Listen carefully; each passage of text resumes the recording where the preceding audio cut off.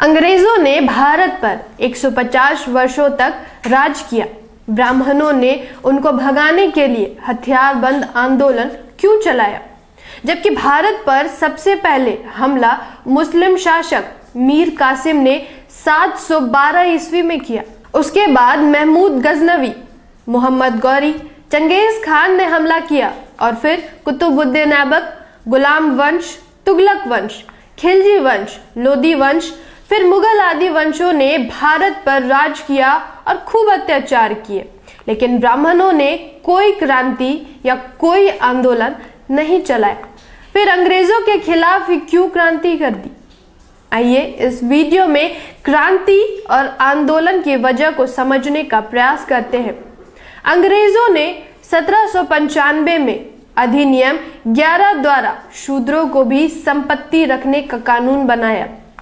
1773 में east India company ने regulating act पास किया, जिसमें न्याय व्यवस्था समानता पर आधारित थी। 6 मई 1775 को इसी कानून द्वारा बंगाल के सामंत ब्राह्मण नंद कुमार देव को फांसी हुई थी।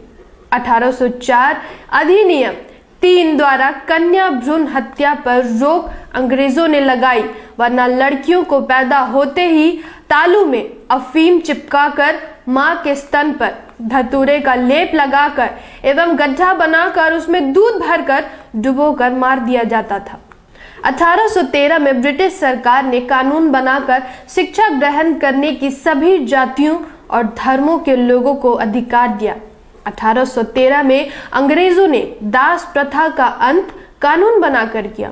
1817 में सामान्य नागरिक संहिता कानून बनाया। 1817 के पहले सजा का प्रावधान वर्ण के आधार पर था। ब्राह्मण को कोई सजा नहीं होती थी और शूद्र को कठोर दंड दिए जाते थे।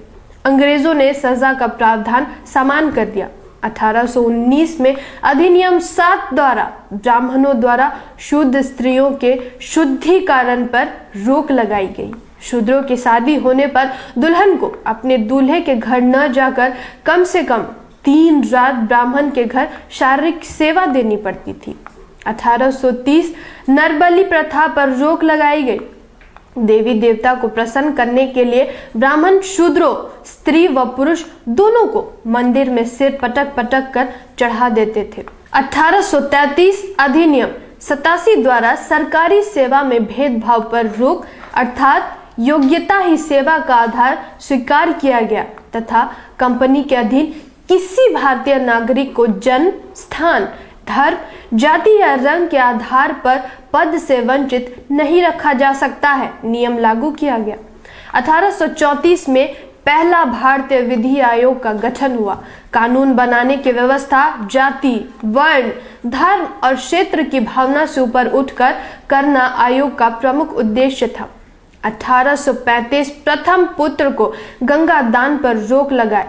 7 मार्च 1835 को लॉर्ड मैकाले ने शिक्षा नीति राज्य का विषय बनाया और उच्च शिक्षा को अंग्रेजी भाषा का माध्यम बनाया गया। 1835 को कानून बनाकर अंग्रेजों ने शूद्रों को कुर्सी पर बैठने का अधिकार दिया।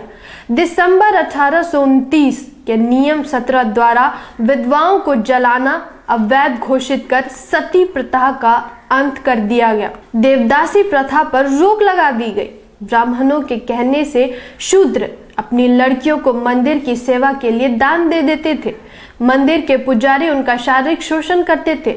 बच्चा पैदा होने पर उसे फेंक देते थे और उस बच्चे को हरिजन नाम दे दिया करते थे। 1921 को जातिवार जनगणना के आंकड़े के अनुसार अकेले मद्रास में कुल जनसंख्या 4 करोड़ 23 लाख थी, जिसमें 2 लाख देवदासियां मंदिरों में पड़ी थी। हालांकि यह प्रथा अभी भी दक्षिण भारत के मंदिरों में चल रही है। 1837 अधिनियम द्वारा ठगी प्रथा का अंत कर दिया गया। 1849 में कलकत्ता में एक बालिका विद्यालय JED बेटन ने स्थापना किया। 1854 में अंग्रेजों ने 3 विश्वविद्यालय कलकत्ता, मद्रास और बॉम्बे में स्थापित किए। 1902 में विश्वविद्यालय आयोग नियुक्त किया गया। 6 अक्टूबर 1860 को अंग्रेजों ने इंडियन पैनल कोड बनाया।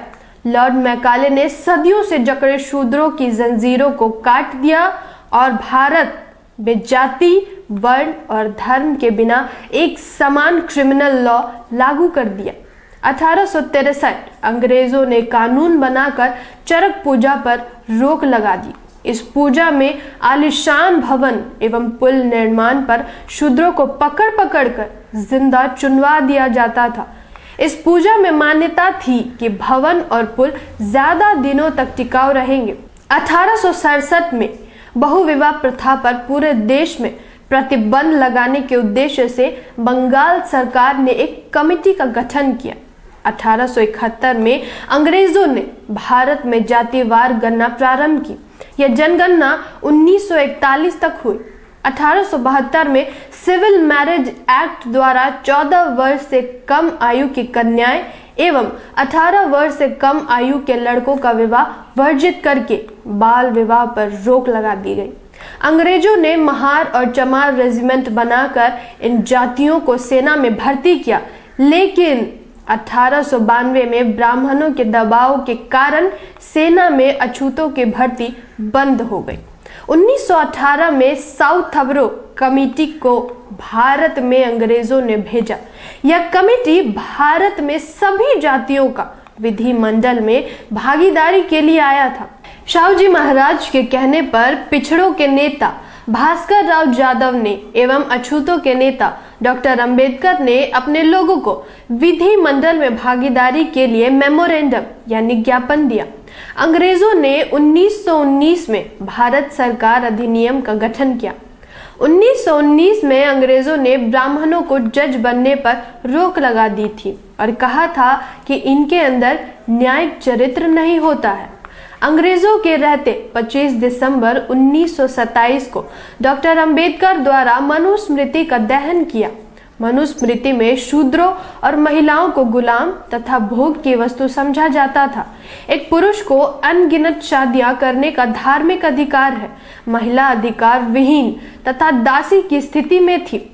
एक एक औरत के अनगिनत सौतने हुआ करती थी। औरतें शूद्रों के लिए सिर्फ और सिर्फ गुलामी लिखा है, जिसको ब्राह्मण मनु ने धर्म का नाम दिया है। फिर 1 मार्च 1930 को डॉक्टर अंबेडकर द्वारा काला राम मंदिर नासिक प्रवेश का आंदोलन चलाया गया। 1927 को अंग्रेजों ने कानून बनाकर शूद्रों के सार्वजनिक स्थानों पर जाने का अधिकार दिया।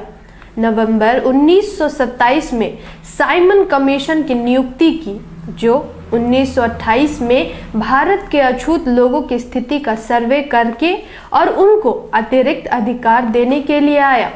24 सितंबर 1932 को अंग्रेजों ने कम्युनल अवार्ड घोषित किया, जिसमें प्रमुख अधिकार दिए। 19 मार्च 1928 को बेगारी प्रथा के विरुद्ध डॉक्टर अंबेडकर ने मुंबई विधान परिषद में आवाज उठाई, जिसके बाद अंग्रेजों ने इस प्रथा को समाप्त कर दिया। अंग्रेजों ने 1 जुलाई 1942 से लेकर 10 सितंबर 1946 तक डॉक्टर अंबेडकर को वायसराय की कार्य साधन काउंसिल में लेबर मेंबर बनाया। लेबरों को डॉक्टर अंबेडकर ने 8.3% प्रतिनिधित्व दिलवाया। 1937 में अंग्रेजों ने भारत में प्रोविंशियल गवर्नमेंट का चुनाव करवाया। अंग्रेजों ने शासन प्रशासन में ब्राह्मणों की भागीदारी को 100% से 2.5% पर लाकर खड़ा कर दिया।